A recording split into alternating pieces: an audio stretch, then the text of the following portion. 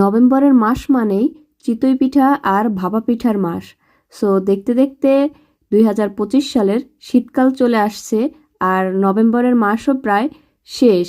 So এখনও কি চিতই পিঠা আর ভাপা পিঠা খাও নাই? আয় হায়, তাহলে তো তুমি মনে করো যে এক ধাপ পিছনে পড়ে আসো।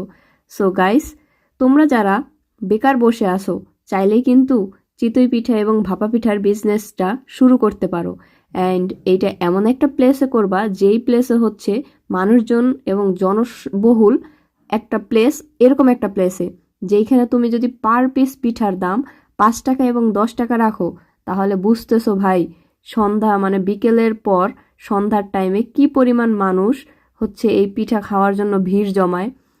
আর তোমার যদি এটা জানা না থাকে তাহলে একটা জনবহুল বা হচ্ছে একটা বাজার ঘাটে গিয়ে একটু 5 মিনিট 10 মিনিট বসে একটু ভাববা যে এই তরুণ যুবকরা যদি এরকম পিঠা বিক্রি করতে পারে, ভাই ব্যবসা তো হচ্ছে হালাল, আমাদের প্রিয় নবী করতো। আর এটা তো চুরি না ভাই, এটা লজ্জার কিছু নাই। বাংলাদেশে সবচেয়ে বড় সমস্যা হচ্ছে বেকারত্ব, আর বেকারত্ব প্রতিটা মানুষের জীবনে একটা বড় অভিশাপ।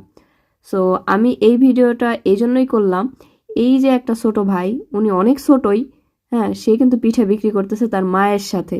সো বলা যায় সে তার মায়ের একটা হেল্পিং হ্যান্ড। এখান থেকেও আমাদের অনেক কিছু শেখার আছে। হ্যাঁ, সে চাইলেই এই সময়টা তার বন্ধুদের সাথে কাটাতে পারতো, বাট সে কিন্তু প্রতিদিন দেখেন এইখানে ওইসা 2-3 হাজার টাকার উপরে আর্ন করতেছে। ভাপা পিঠার দাম ছিল 10 টাকা আর চিতই পিঠার দাম ছিল 5 টাকা।